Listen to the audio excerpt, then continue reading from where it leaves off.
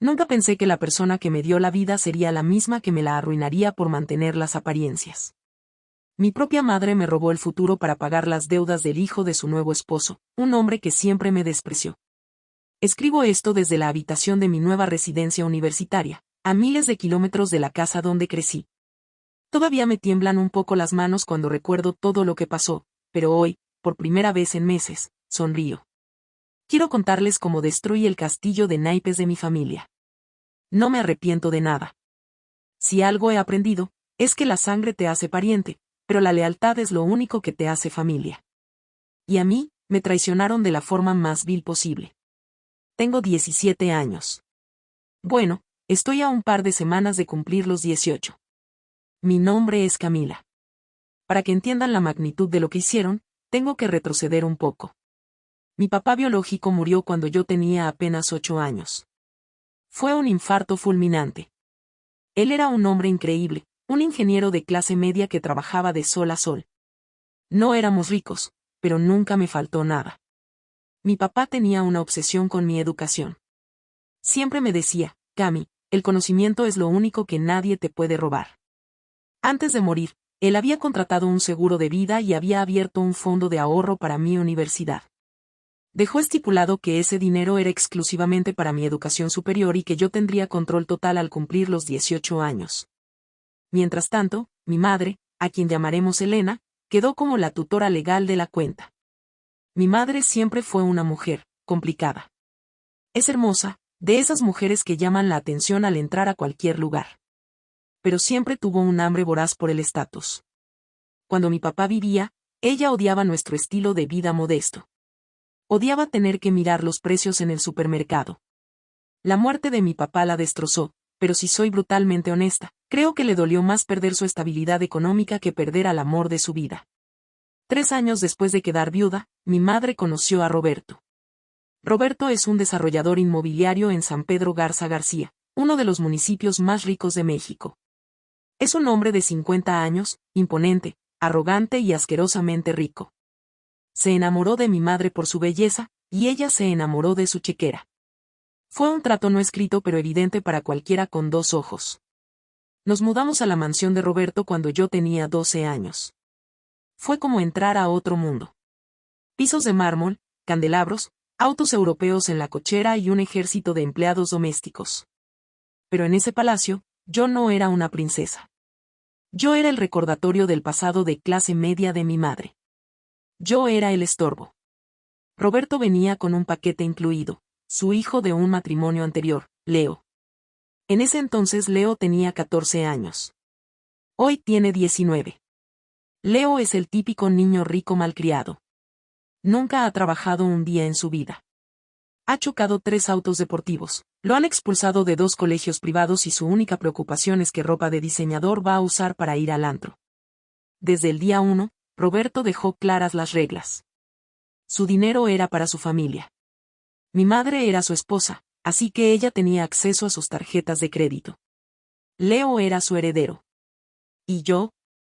Yo era la invitada. A tu hija le daremos techo y comida, Elena, pero no voy a financiar sus caprichos, le escuché decir a Roberto una noche, poco después de mudarnos. Mi madre, aterrorizada de perder su nueva vida de lujos, simplemente asintió. Claro, mi amor. Ella tiene lo de su papá. Así crecí.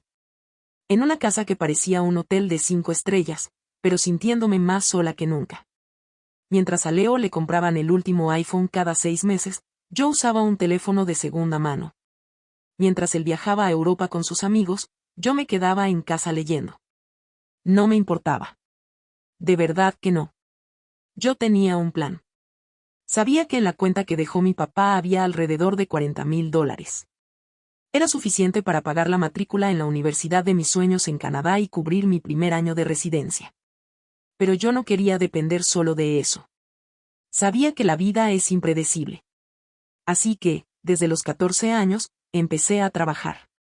Aprendí diseño gráfico viendo tutoriales en Internet.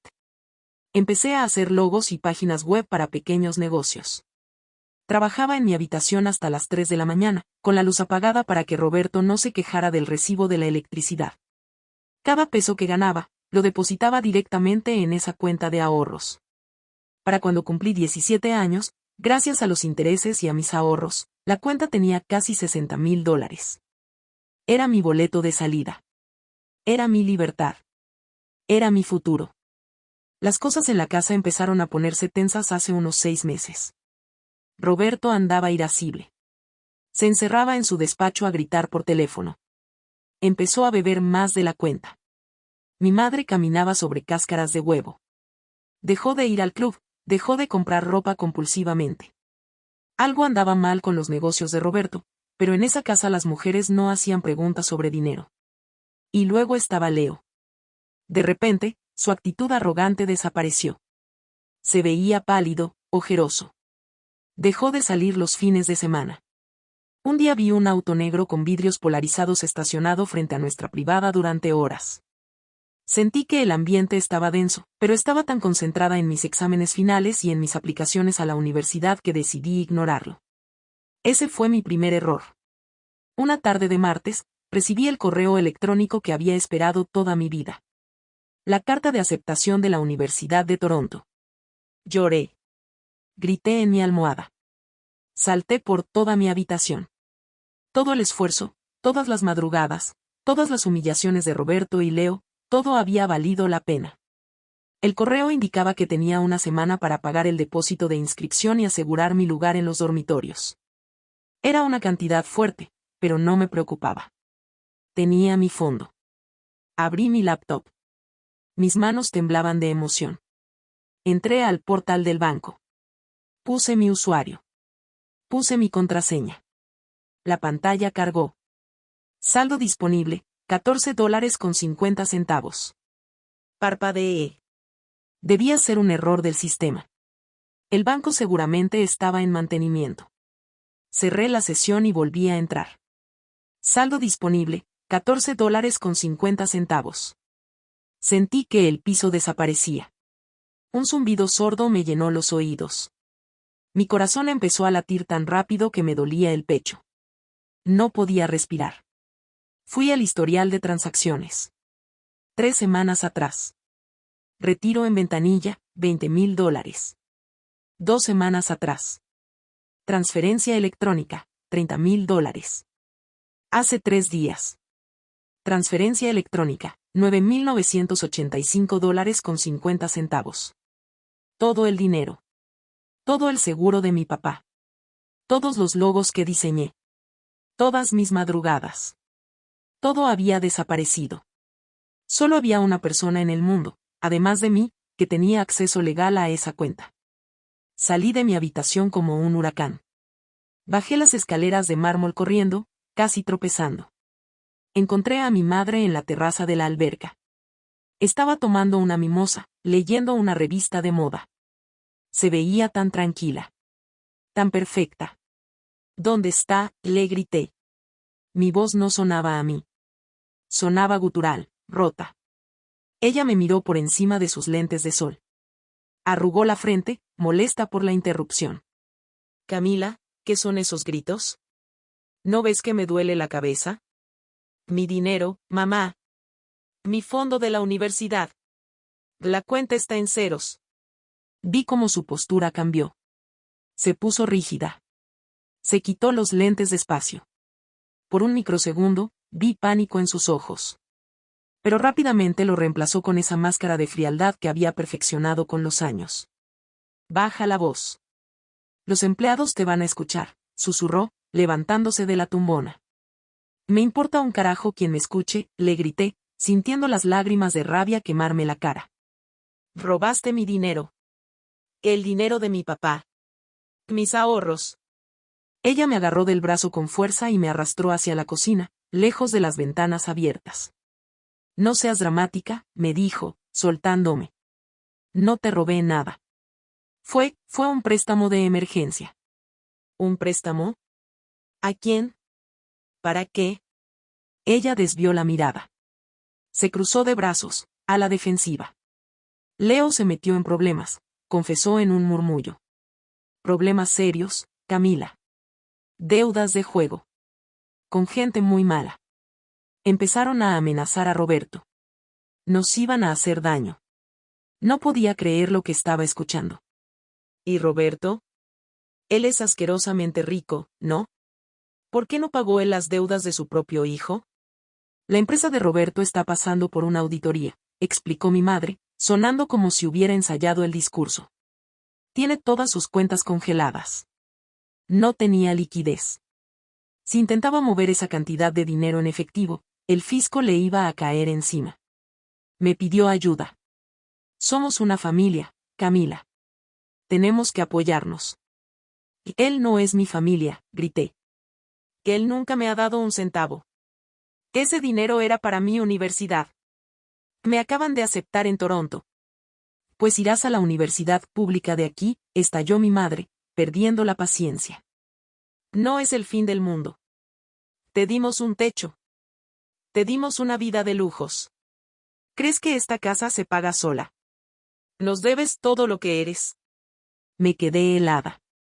Estaba justificando el robo. Me estaba echando la culpa por existir. En ese momento, la puerta de la cocina se abrió. Era Roberto. Venía en su traje a medida, oliendo a loción cara y a puro.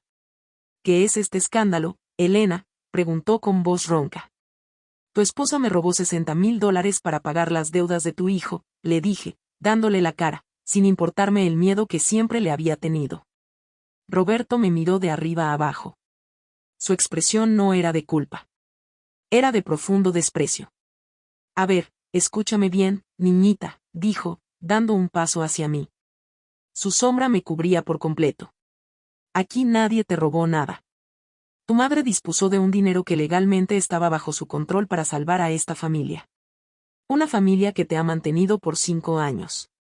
Ese dinero era mío, sollocé. Yo lo trabajé. Tú no tienes nada, escupió él. Vives en mi casa. Comes mi comida. Usas mi electricidad para tus jueguitos de computadora. Si quieres, hago la cuenta de lo que me has costado desde que llegaste, y te aseguro que tú me sales debiendo a mí.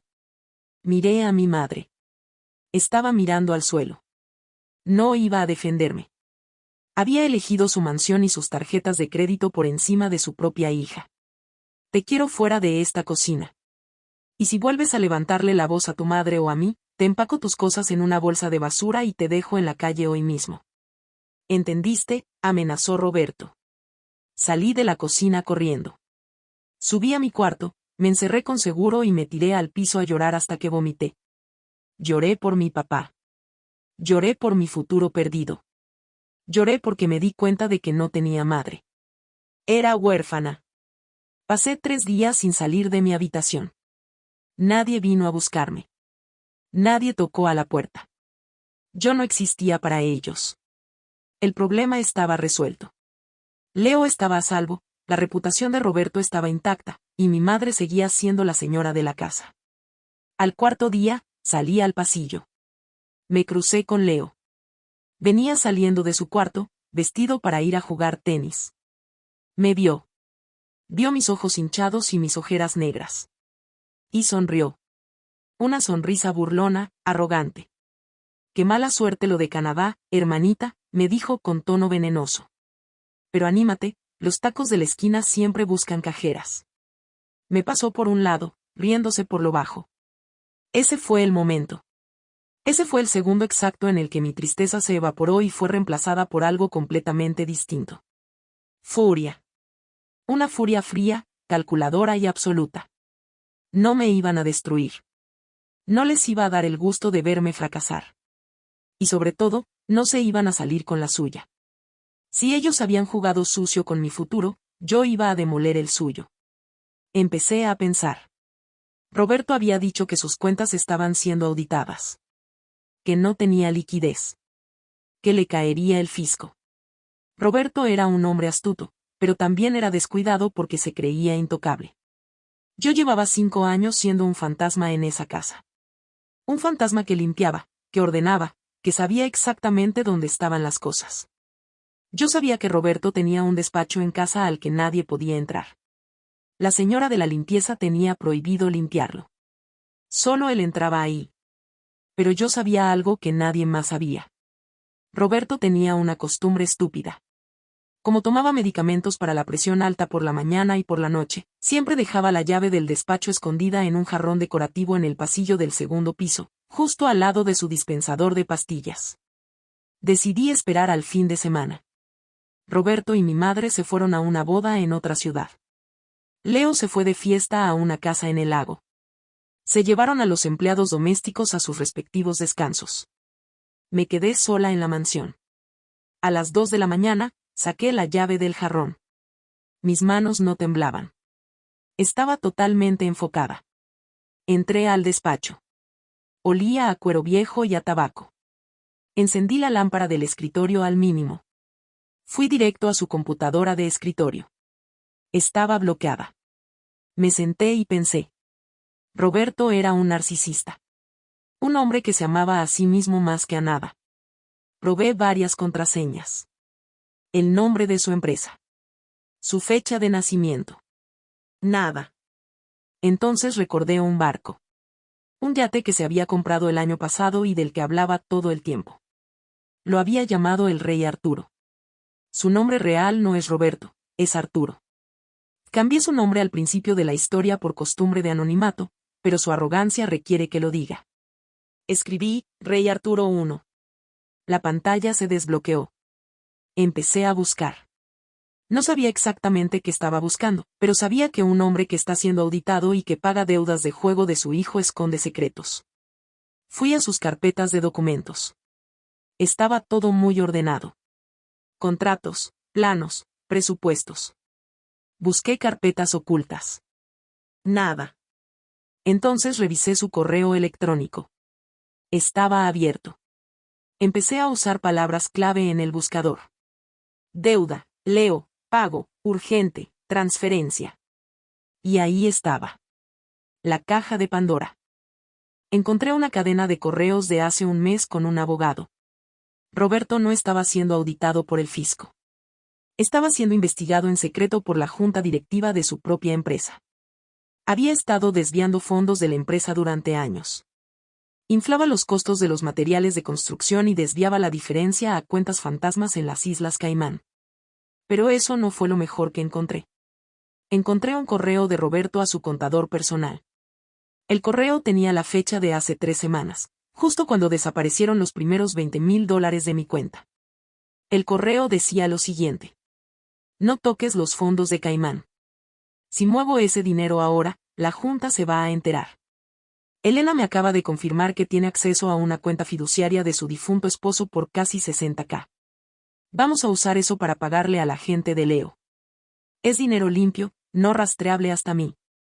Yo le prometí a Elena que se lo devolvería el próximo año cuando pase la tormenta con la junta, pero sinceramente, no me importa.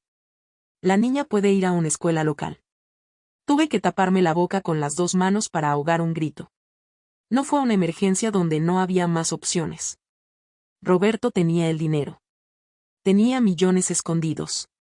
Pero decidió robarme a mí, a una niña de 17 años, para no arriesgarse a ser descubierto por sus socios. Y mi madre le entregó mi dinero en bandeja de plata sabiendo que él no tenía intención de devolverlo. Sentí asco. Un asco físico que me revolvió el estómago. Conecté un disco duro portátil que usaba para mis respaldos de diseño. Copié todo. Los correos de la junta directiva, los balances de las cuentas en Caimán, las pruebas del desvío de fondos, y por supuesto, el correo donde confesaba el robo de mi fondo universitario para pagar a criminales. Me tomó 2 horas. Cuando terminé, apagué la computadora, dejé todo exactamente como estaba y devolví la llave al jarrón. Regresé a mi cama y abracé el disco duro contra mi pecho. No dormí en toda la noche. Estaba planeando mi siguiente movimiento. Al día siguiente, mientras ellos aún no regresaban, llamé a don Manuel. Don Manuel era un viejo amigo de mi papá. Era abogado, un hombre mayor, íntegro, que siempre me enviaba tarjetas en mi cumpleaños aunque mi madre le había prohibido visitarnos. Le pedí vernos en una cafetería. Cuando llegué, me eché a llorar. Le conté todo. El robo, la crueldad de mi madre, las amenazas de Roberto. Don Manuel se puso rojo de la ira. Esto es un delito grave, Camila, me dijo, golpeando la mesa. Tu madre tenía el deber fiduciario de proteger ese dinero. Usarlo para pagar deudas de juego de un tercero es administración fraudulenta. Pueden ir a la cárcel. Le entregué el disco duro. Le mostré los correos. Don Manuel leyó el correo de Roberto sobre usar mi dinero para no tocar sus cuentas offshore. Vi cómo los ojos del viejo abogado se abrían de par en par al ver los documentos de la empresa. Camila, susurró. Este hombre no solo te robó a ti. Le robó millones a sus socios. Esto es fraude corporativo masivo. Lavado de dinero. Evasión fiscal. ¿Qué podemos hacer?, pregunté, con la voz firme. Podemos destruirlo, dijo don Manuel, mirándome a los ojos. Pero necesito que seas fuerte. Esto se va a poner muy feo. Tu madre está implicada. Mi madre murió para mí el día que dejó mi cuenta en ceros, le respondí sin dudar. Don Manuel sonrió. Una sonrisa de depredador. Bien. Dame unos días para armar el caso. Yo me encargaré de contactar a las autoridades correspondientes y a la junta directiva de su empresa. Pero necesitamos el momento perfecto para entregar el golpe. Y yo sabía exactamente cuál era ese momento. Faltaban exactamente 2 semanas para mi cumpleaños número 18. Y el fin de semana antes de mi cumpleaños, Roberto iba a organizar su famosa cena de gala de verano. Era el evento más importante de su año. Invitaba a sus socios, a políticos locales, a celebridades de medio pelo. 100 personas en los jardines de nuestra casa. Era su manera de demostrarle al mundo lo poderoso y rico que era. Mi madre llevaba un mes volviéndose loca con los preparativos. Había comprado un vestido de diseñador de $5,000. Irónico, pensé, usando mi dinero para verse bonita mientras me dejaba sin futuro. Pasaron las 2 semanas. Yo fingí sumisión. Fingí estar derrotada. Agachaba la cabeza cuando Roberto pasaba, ignoraba las burlas de Leo, no le dirigía la palabra a mi madre. Ellos pensaban que me habían roto. Llegó la noche de la gala. La casa estaba irreconocible. Había una carpa gigante en el jardín, luces colgantes, una orquesta de jazz tocando en vivo, meseros de guante blanco sirviendo champán. A mí me habían ordenado quedarme en mi cuarto. No queremos que nos arruines la noche con tu cara larga, me había dicho mi madre esa tarde. Perfecto. Eso me daba libertad de acción. Eran las 9:30 de la noche. El jardín estaba lleno. Todos los socios de Roberto estaban ahí, bebiendo su vino caro, riendo con sus chistes malos. Yo estaba en mi cuarto, vestida con un pantalón negro y una blusa blanca sencilla. Tenía mi laptop abierta. Don Manuel estaba listo. A las 9:35 de la noche, él iba a presionar enviar a un correo electrónico masivo dirigido a todos los miembros de la junta directiva de Roberto, adjuntando el expediente completo del fraude, los estados de cuenta offshore y las pruebas del desfalco. Al mismo tiempo, había coordinado con sus contactos en la Fiscalía especializada en delitos financieros. Yo tenía mi propia misión. Días antes, había sincronizado mi teléfono con el sistema de sonido inteligente de la casa. El mismo sistema de bocinas ocultas que ahora estaba reproduciendo suave música de jazz en todo el jardín. Tomé mi teléfono. Tenía una grabación de voz lista. Era la grabación de la discusión en la cocina. La grabé con mi teléfono en el bolsillo cuando bajé a confrontarlos.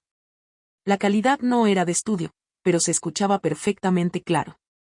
Miré el reloj de mi computadora. 9:35 de la noche. Me asomé por la ventana de mi cuarto que daba al jardín. Roberto estaba de pie frente a una mesa redonda, rodeado de sus socios, sosteniendo una copa y riendo a carcajadas. Mi madre estaba a su lado, luciendo su vestido carísimo, sonriendo como si fuera la reina del mundo. Presioné play en mi teléfono. Y le di al volumen máximo. La música de jazz se cortó abruptamente en todo el jardín. Hubo un par de segundos de silencio y confusión. La gente empezó a mirar hacia arriba, hacia las bocinas. Y entonces, mi voz rompió el silencio de la noche, resonando por toda la propiedad. Mi dinero, mamá. Mi fondo de la universidad.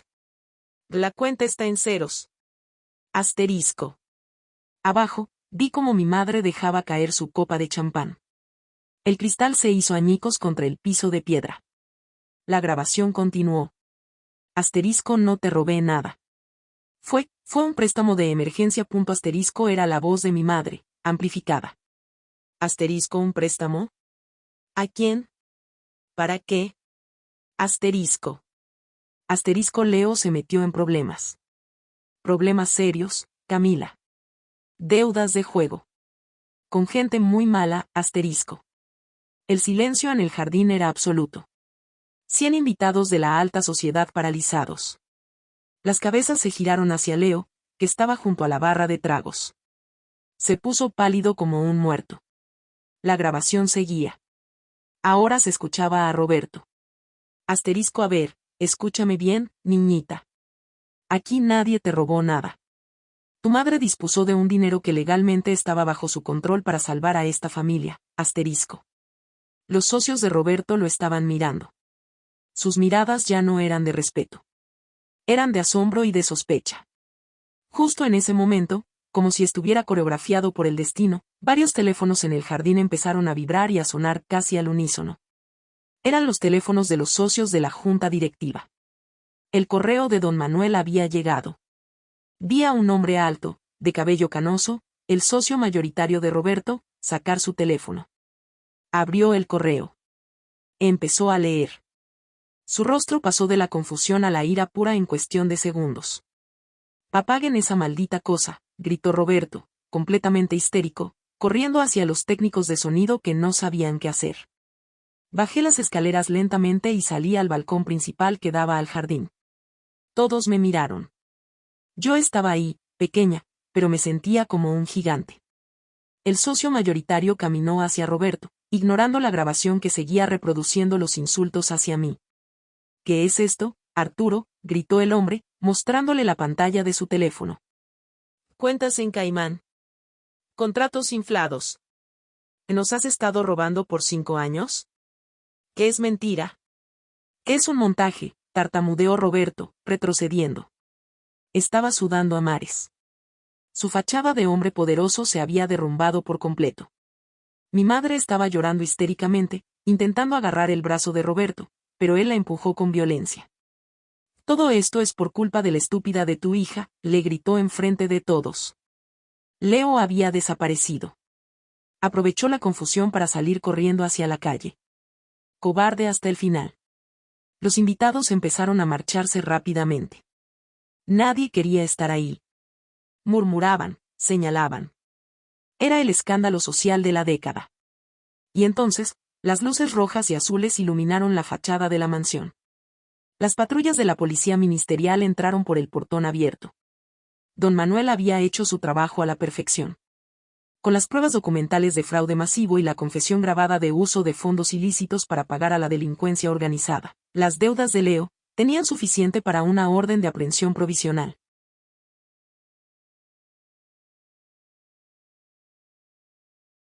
Los agentes entraron al jardín.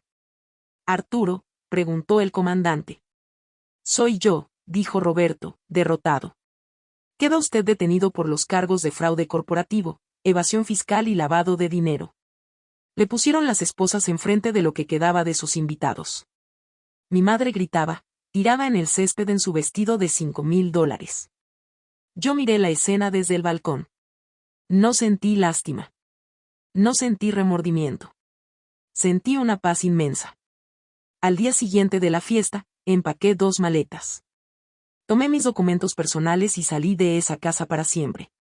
Don Manuel me estaba esperando afuera en su auto. Ese mismo día cumplí 18 años. Han pasado 4 meses desde esa noche. Roberto sigue en prisión preventiva. El caso es tan grande y las pruebas que aporté son tan irrefutables que ningún juez le concedió fianza. Sus socios lo demandaron por todo lo que tenía. Sus cuentas fueron congeladas e incautadas por el gobierno. Lo perdió todo. Su empresa, su reputación, su libertad. Leo está prófugo. Sin el dinero y la protección de su padre, las personas a las que les debía dinero volvieron a buscarlo. Se rumora que huyó del país, viviendo como un vagabundo para que no lo encuentren. ¿Y mi madre? Mi madre recibió la peor parte del karma. Sin el dinero de Roberto para pagar los abogados, intentó usar el divorcio para sacar algo. Pero descubrió que el acuerdo prenupcial que Roberto le hizo firmar años atrás la dejaba sin un solo centavo si había un escándalo público. Se quedó en la calle. No tiene dinero, no tiene a dónde ir, y todas sus amigas de la alta sociedad le dieron la espalda. Nadie quiere asociarse con la esposa del estafador que robó el dinero de su propia hija. Trató de llamarme docenas de veces. Me dejó mensajes de voz llorando, pidiéndome perdón, diciéndome que yo era lo único que le quedaba en el mundo, rogándome que la dejara vivir conmigo. Cambié mi número de teléfono. La bloqueé de mi vida como ella bloqueó mi futuro aquel día en la cocina. En cuanto a mi dinero, don Manuel es un genio. Introdujo una demanda civil separada antes de que el gobierno incautara todos los bienes de Roberto. Logró demostrar, con el correo que encontré, que los $60,000 provenían de un fideicomiso protegido para un menor y fueron sustraídos mediante fraude. Un juez ordenó que se me restituyera el dinero de una de las pocas cuentas de Roberto que no estaban ligadas al fraude corporativo, sumándole intereses y daños punitivos. Terminé recuperando casi $80,000. Obviamente, perdí mi oportunidad de entrar a la Universidad de Toronto ese semestre. Fue duro aceptarlo. Lloré mucho por eso. Pero la vida da muchas vueltas. Con el dinero recuperado y mi historial académico intacto, apliqué para el semestre de primavera a varias universidades. Hoy, estoy escribiendo esto desde mi pequeño pero acogedor cuarto en Madrid, España. Fui aceptada en una universidad excelente aquí. Empecé mis clases la semana pasada. Estoy trabajando medio tiempo como diseñadora gráfica remota, tengo amigos nuevos, y lo más importante, duermo en paz. A veces, cuando camino por las calles de Madrid y me tomo un café mirando la arquitectura antigua, pienso en mi papá. Pienso en cómo él trabajó tan duro para darme una herramienta para defenderme en la vida. Y sé que, donde quiera que esté, está orgulloso de mí. No solo porque llegué a la universidad, sino porque aprendí a defenderme. A cualquiera que esté leyendo esto y esté atrapado en una familia tóxica, donde te hacen sentir que eres una carga o que les debes la vida solo porque te dan techo, no les debes nada. El respeto se gana. La lealtad se devuelve. No tengan miedo de cortar lazos con la gente que los lastima, aunque compartan la misma sangre. A veces, para construir el futuro que mereces, primero tienes que quemar el puente que te ata a los que intentaron hundirte. Y créanme, ver ese puente arder, es el mejor espectáculo del mundo.